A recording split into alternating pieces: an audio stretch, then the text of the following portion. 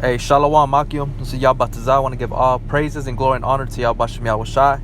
Double honor to the elders of Great Millstone. Much love and respect to all you brothers out there doing the work in sincerity and truth, striving for the hopeful elect, enduring all afflictions and seeking out your own salvation with fear and trembling. Yahbashim Yahushai will Harakak Wadash, Barakatam Makium.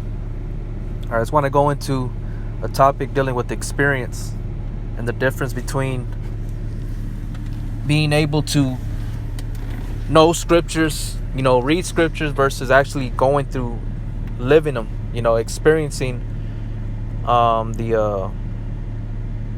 experiencing the things that are conveyed to you in the scriptures that are detrimental to you, temptations, dealing with different spirits with people, left hand, whether it be spiritual or physical on the left hand, dealing with people or the spirits, you know what I'm saying? So it takes experience versus just knowing the scriptures, okay? And you have to be careful on your attitude and how you come across dealing with brothers in regards to that, okay? Because you can come off as scriptures say, knowledge puffeth up. So you got to be very careful on that, okay? We know that through pride, it comes, a lot of things come through with pride, knowledge, and you may think you're somebody, think you're something, but really you're not, you know what I'm saying? Because you have to come into this thing being humble. You have to be in this thing humble all the way to the very end. Okay, so I'm gonna start off with in the book of Sirach, Sirach chapter 34 and 9. It says, a man that hath traveled knoweth many things, right? And he that hath much experience will declare wisdom. Okay, so it's one thing to actually go through things and have this wisdom and apply these scriptures versus just knowing scriptures and not having any kind of experience in that. There's a lot of people that can't relate to somebody else that goes through struggles, that goes through temptations and things of that nature, because they ain't gone through it. Okay, but if you start coming across, like, if you do know but you haven't really gone through those motions, that's the beginning of pride. Knowledge puffeth up. So you have to put yourself in check. Okay, scriptures say, examine yourself whether you be in the faith. Okay, now it's one thing to comfort brothers with scriptures and things of that nature, but you gotta examine yourself on how you deal. Verse 10, he that had no experience knoweth little. See, and that's very true, because you don't really have that much to say regarding a situation or what a brother may be going through, because you haven't really gone through anything, and you don't know how to apply certain valuable life lessons that you accumulated over the years of you being in the truth and learning from prior being in the truth. It says, he that had no experience knoweth little, but he that had traveled is full of prudence. Okay, let's look up that word prudence. It's not gonna let me. This damn thing has been acting up. Prudence. Prudent says careful or wise in handling practical matters, exercising good judgment or common sense, characterized by or resulting from care or wisdom in particular matters or in planning for the future. Okay, so basically you're being mindful of your situations, not being complacent, not being comfortable, you're being circumspect, so it says, but he that had traveled is full of prudence. Okay, so he's always watching, he's dealing through the spirit. When I traveled, I saw many things, and brothers that been in here for the 10 years versus somebody that's only been here for a year. That's a big gap of experience. That a brother that's been in here for 10 years versus somebody that's been in here for a year, the amount of experience and knowledge and wisdom that man has accumulated is not comparable to the one that's been in here for a year. And you have to even the brother that's been in this thing for 10 years still has to remain humble. The more humble they are, the greater the more humble you are, the greater you are. All right.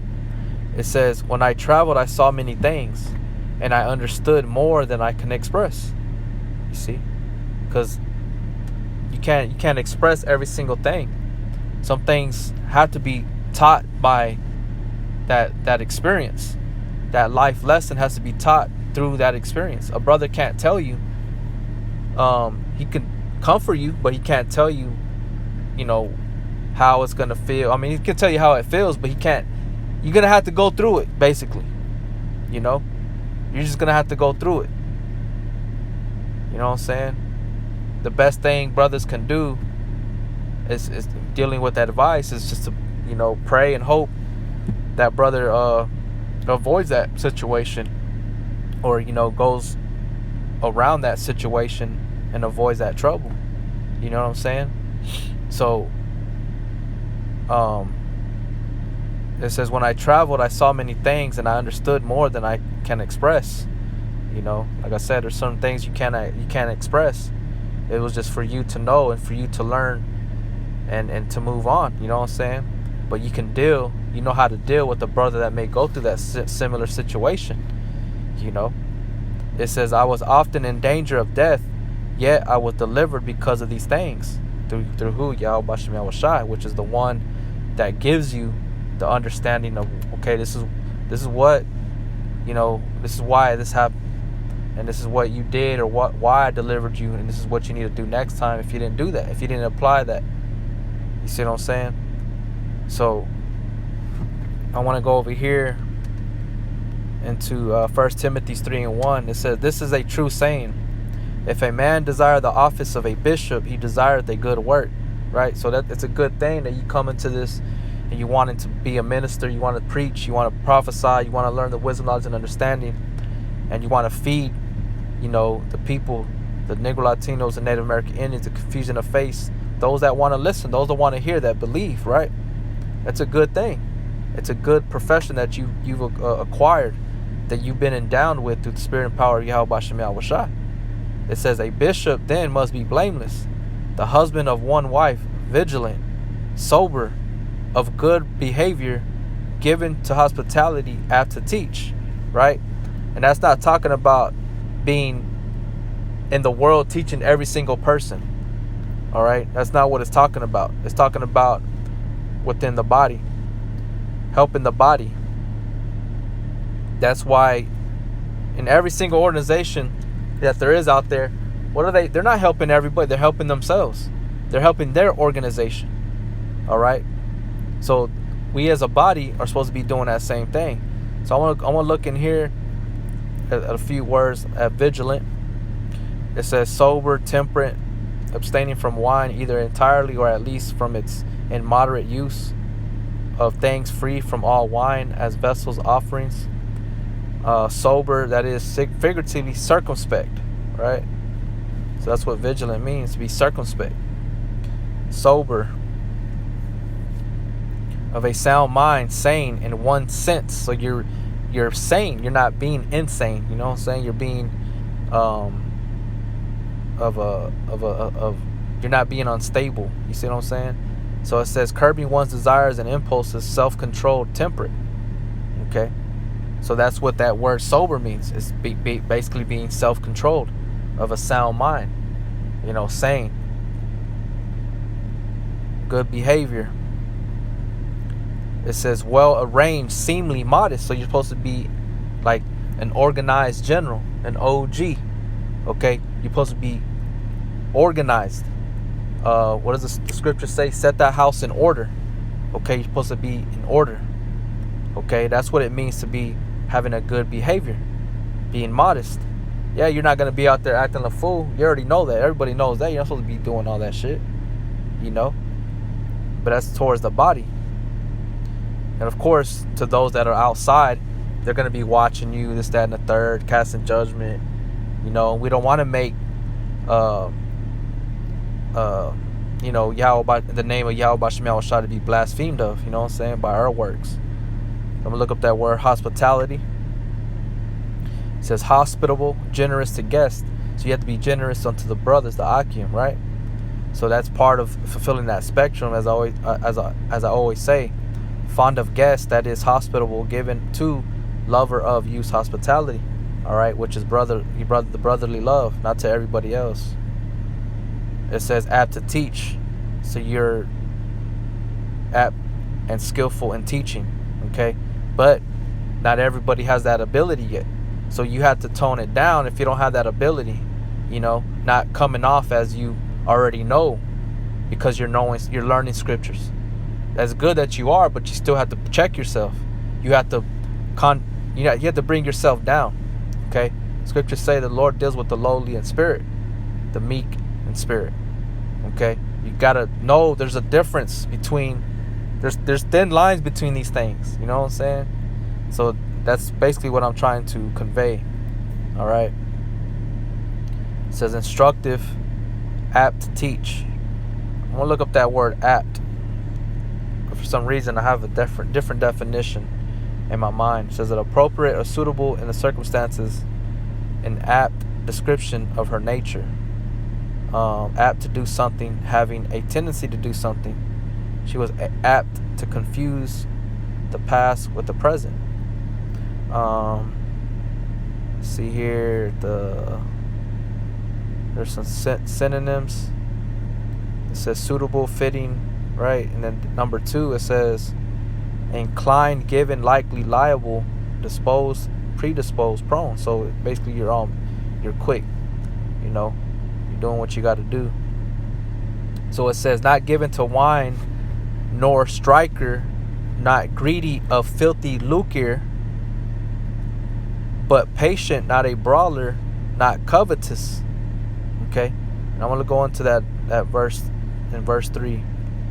It said not given to wine nor striker, not greedy of filthy lucre. Let's look up that word, greedy of filthy lucre. It says eager for base gain, greedy for money, gain, sordid, given to greedy of filthy lucre.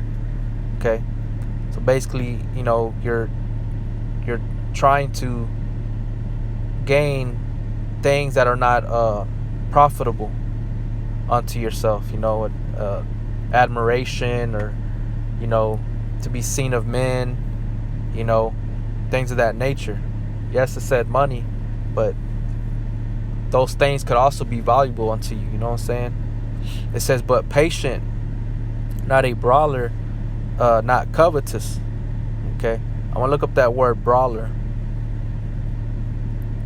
It says not to be withstood, invincible, not contentious, abstaining from fighting.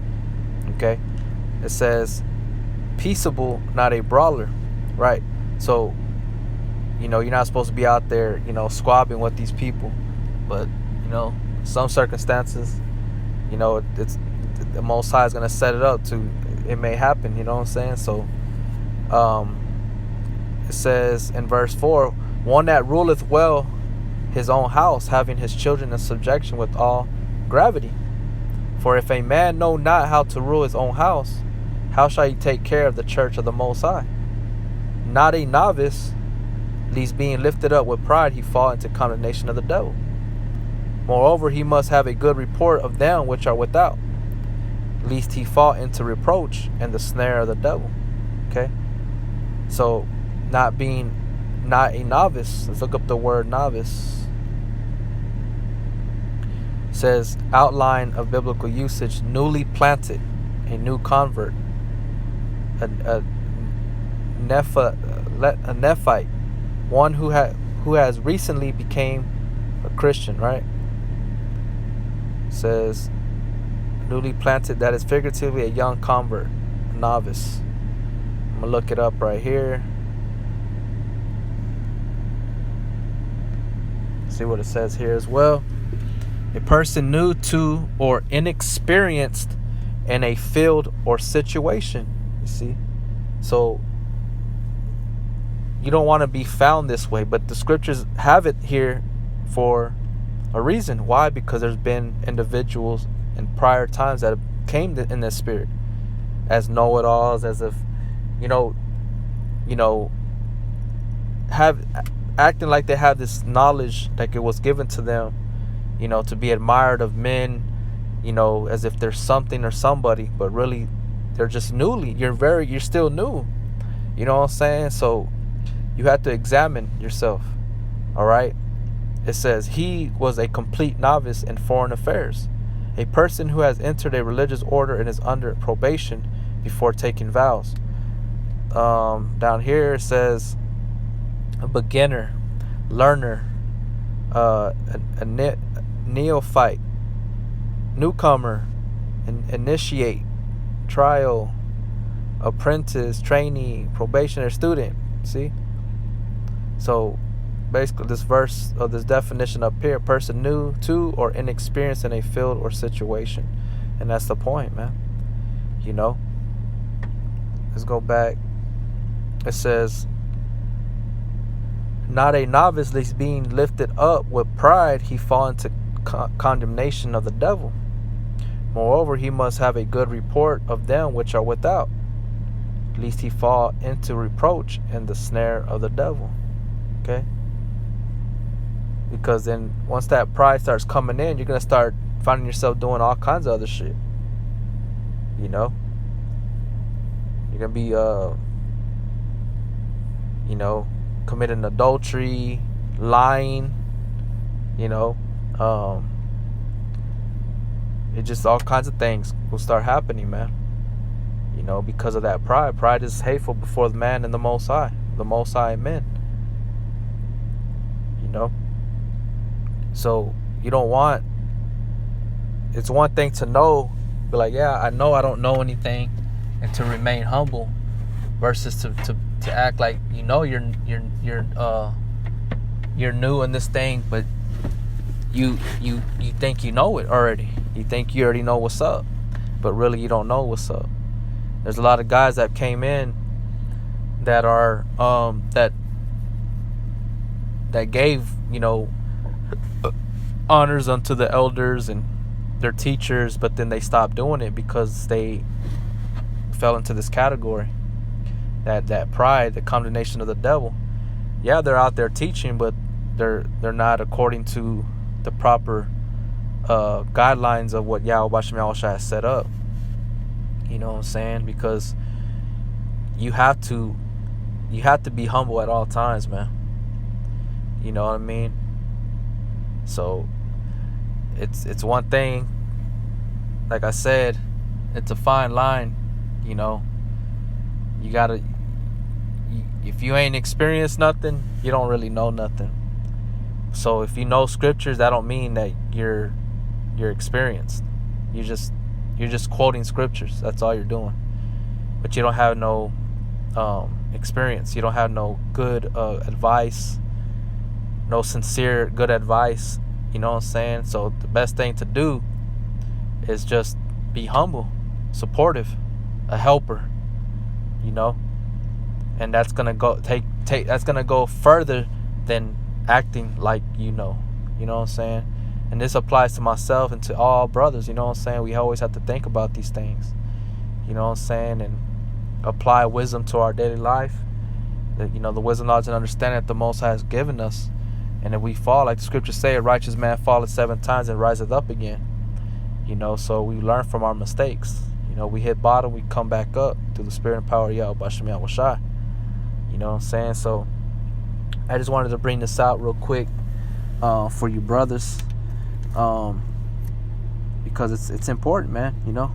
It's very important, because we brothers that have been in this thing for many years, seen a lot of people come in early and fall right out because of that pride, because they felt like they didn't want to listen to their leaders, the ones that they were under. They didn't have to take orders. You know what I'm saying? So that goes into having um a rebellious spirit, you know what I'm saying? That pride, and it will be sought out, you know what I'm saying? Let's go over here. First Samuel. Look here, Salakia. Let's see.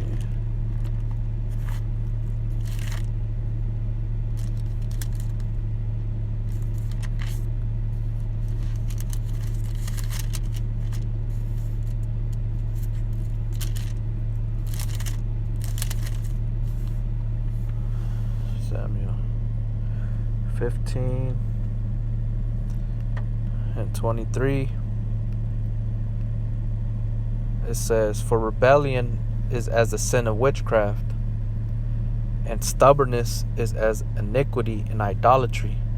Because thou hast rejected the word of Yahweh, he hath also rejected thee from being king." It's speaking about Saul. But, the rebellion is as a sin of witchcraft.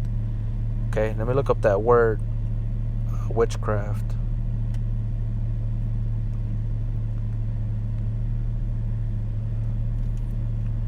Alright, Koma. It's divination, witchcraft, false prophets in a good sense. It's witchcraft, divination. Let's look up that word, divination. The practice of seeking knowledge of the future or unknown by supernatural means. Fortune telling, divining, prophecy, prediction, soothsaying, clairvoyance, second sight. On the left hand side, not through the word of Yahweh Bashem Yahushai. Let's look up that word, witchcraft. The practice of magic, especially black magic, the use of spells, and the invocation of spirits. So being rebellious is being guilty of that, man. You know what I'm saying? For rebellion, right? To rebellious.